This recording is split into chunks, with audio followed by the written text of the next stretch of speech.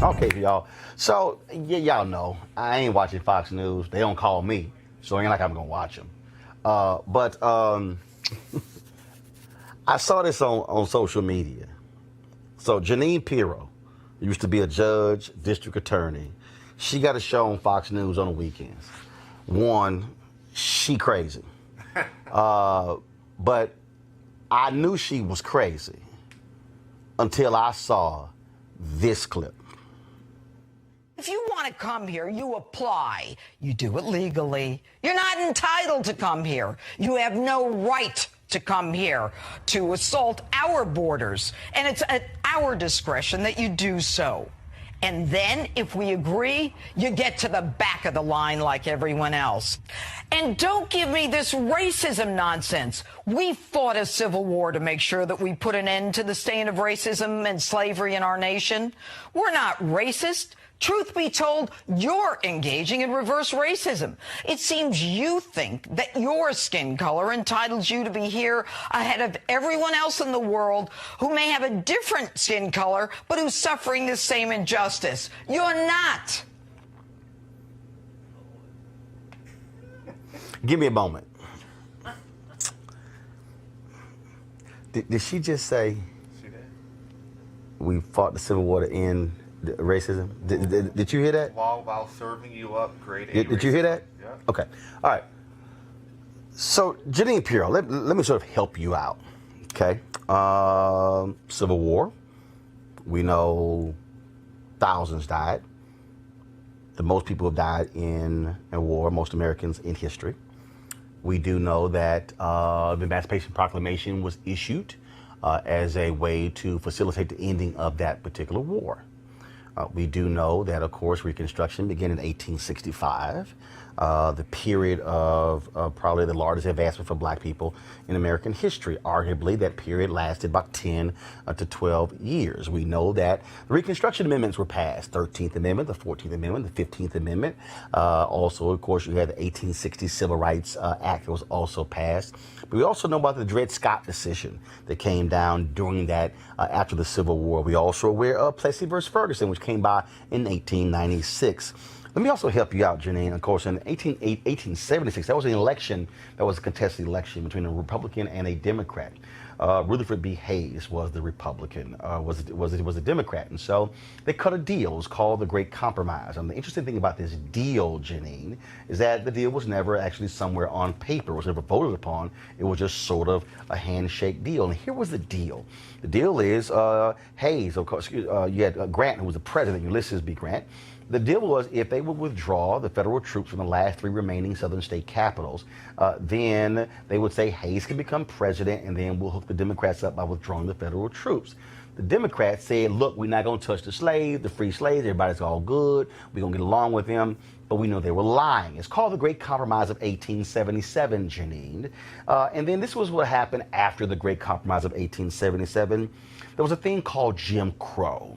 Now, Jim Crow, Jeanine, was actually racism. There's a thing called the Black Codes, which came out after the Great Compromise of 1877. We actually saw slavery without shackles in America, Jeanine. Now, that, of course, in 1877. Last I checked, there were covenants that were actually in place where black people couldn't live next to white people, that black people had land taken from them. It's called racism, Jeanine.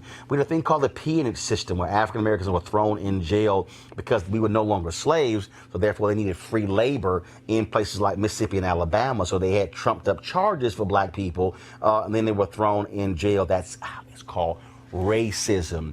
Then, of course, even when you go to the First World War, Jeanine, you had a separation of troops. Black troops over here and white troops over here. It's also called racism. And then, of course, you had the black newspapers, like the Double V campaign, Victory at Home and Victory Abroad, because they say that we're fighting fascism across the ocean. We kind of want to deal with racism in America. It's still called racism. Then, of course, you might remember, Jeanine, that movie, The Birth of a Nation, you know, where they showed the Klan. And, of course, D.W. Griffith, it was like this really great movie.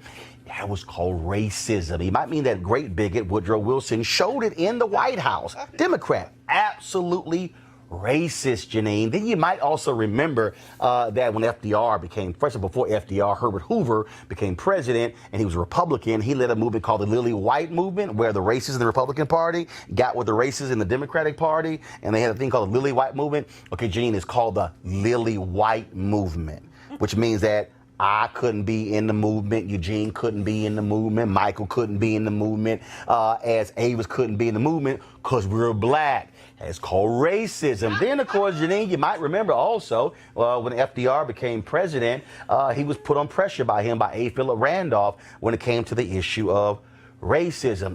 1936, Jesse Owens wins 4 gold medals in Germany. Hitler wouldn't shake his hand, but guess what?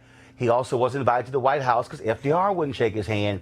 That's called racism. And in fact, I do recall also when Jesse Owens came home, there was a dinner for him in New York City. It was a dinner for him to celebrate him making America look good in Germany. He had to go through the kitchen, even though he was the honoree. It's called racism. Then, of course, we moved, Jeanine, to the 40s and to the 50s. And August 28th, we moved to the issue of Emmett Till being lynched in Mississippi. Brown versus Board of Education, overturned by the Supreme Court, 9-0 decision by the Supreme Court. Racism. Brown 2 in 1955. Racism. Montgomery bus boycott, December 1st, 1955.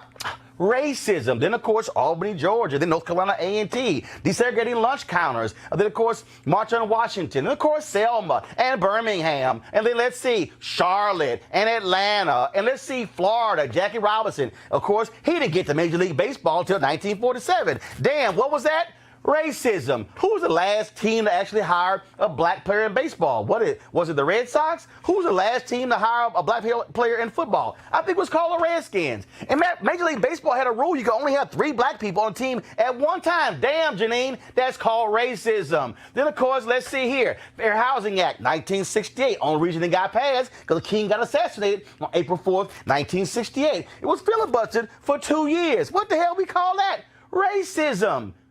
What the hell is wrong with you? You're a white woman who went to law school. Matter of fact, let me help you out as a white woman who went to law school. Because guess what? The only reason you were able to go to law school is because of black people. Because when Title IX was passed in 1972, they said that was a provision of the Civil Rights Act. Because you know where Title IX came from? You're a lawyer. The Civil Rights Act of 1964. Please. If you are going to be on television, at least attempt to walk past a book. You don't have to open it up. I just think through osmosis, what's in the book might jump the hell out and knock you upside your head and give you some common sense about American history. So no, Jeanine, racism in America didn't end because of the Civil War. It continued, and it still continues to this day. On her network. I'm done. That was good. That was good. I would have enjoyed your history class. That was good. Jesus. I just can't. That's terrible that she doesn't know The that. scariest part Just about idiotic. I believe she knows. But she that doesn't. audience, man, that Fox audience eat it up. Exactly. I can't- They don't want to acknowledge it. Right. So, Jeanine, She gave be us more than basically her happy. land. Call a brother to come on the show. We can help you. I'll bring some books. I'll bring an Amazon gift card.